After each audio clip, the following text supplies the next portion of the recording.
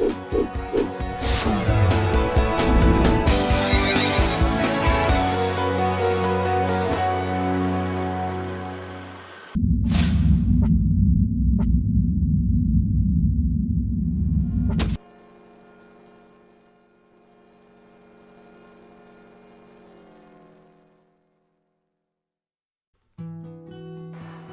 afternoon. How are you? I'm doing pretty good today, thanks. Good. Thank you very much for coming for our interview. Thank you for coming to answer my questions today. How are you doing today? I'm good, thank you. Thank you very much for coming in. Thank you. So, thank you very much for coming, Vida, today for this interview. I'm going to start off asking you a little bit about yourself. Would you be able to discuss a little bit of your favorite hobbies and interests? Okay, hobbies and interests.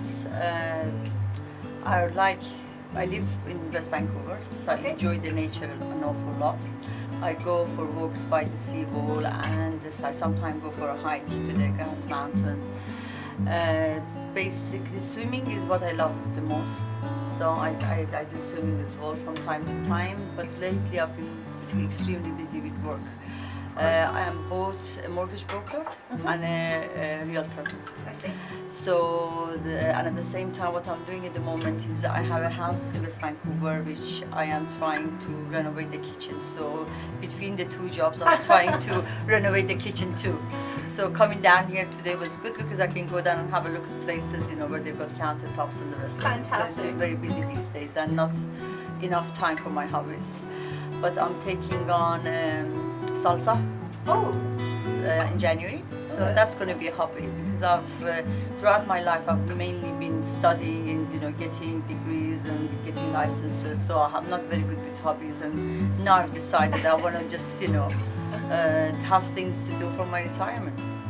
What inspires me most is probably the phrase carpe diem, which means seize the day. Like, you only get so many days on this planet, so you might as well make the most of it. And that's what I try to do best. Could you tell me what inspires you? My children, they do. Even though they're teenage girls, they still have moments where it touches me and it keeps me going.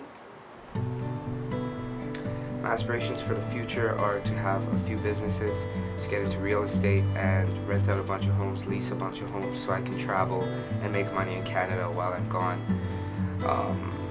And yeah, own my own businesses and start open up a bunch of hospitals. After India, I'd like to open a hospital in Africa and a couple in the Middle East in Palestine. Wow, that's fantastic. Thank you. My happiest memory so far would be I have a son, so I think the day that he was born was the happiest day of my life.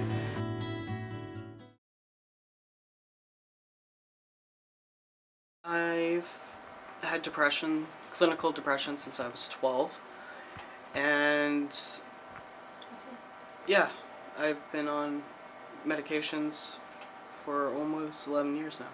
I see. I've been diagnosed with bipolar. I see. I didn't get my diagnosis until I was 40 years old, I see. so it was a great revelation. I understand. It filled in a lot of empty spots through my childhood, my teen years, and my early adult years.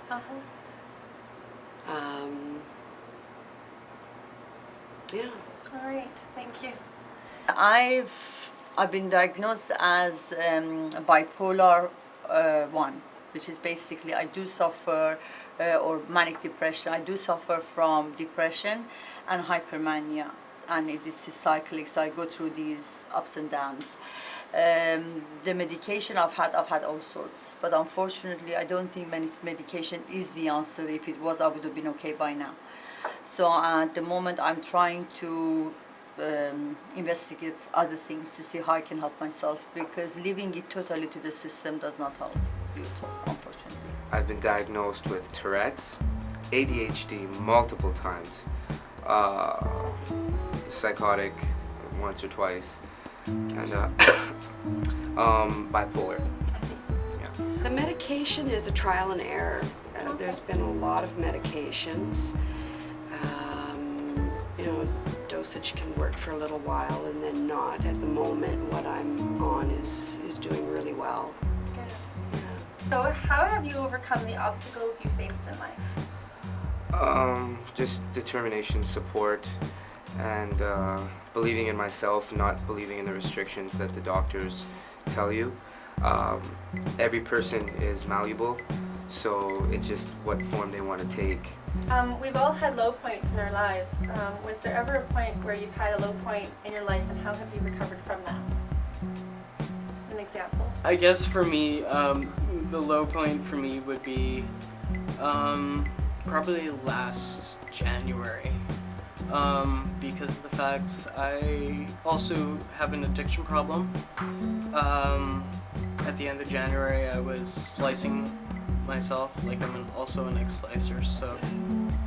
And between the slicing and the addiction that was just really spiraling out of control, it was a real hard time for me. And how I reversed it was I sought help and talked to my doctor and also talked to my friends, and yeah.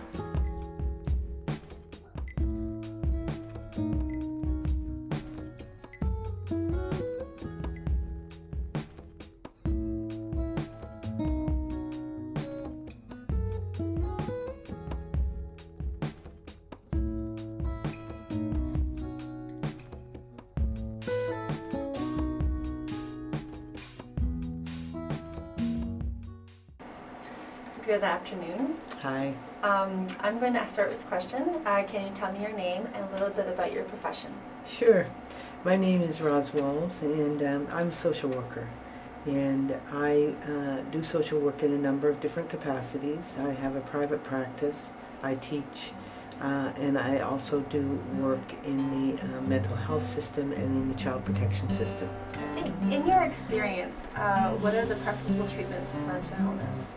You know, I tend to think of everything usually through a family lens, and so, you know, really what I think about is all of us need to have relationship. So I would think from a relational model, I think from a feminist model, I think from a humanistic model, and I think really a lot about the individual and what's led them to seek services. And so what is it that they need? So, you know, I can see one person and sometimes they need to, especially young people, talk to their parents. You know, so then the work that we would do would be to go from their individual voice to the family voice. But mostly I think about my preferred treatment would be driven by the person who's seeing me. Yeah, that makes sense. Can you tell me how you helped people to the journey to well-being?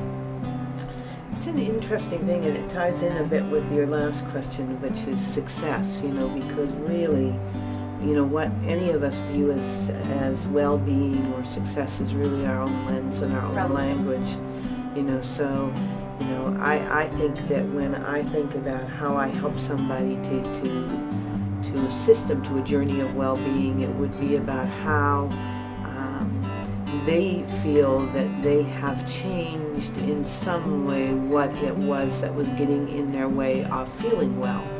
You know, so that could be their own voice that is telling them that they're not okay, their issues within their own family, their issues within their own relationship with somebody that they love. You know, so well-being is about how any of us define it. It could be learning to just accept ourselves for who we are, and you know, really also then being able to introduce ourselves to others in a way that is about who we are.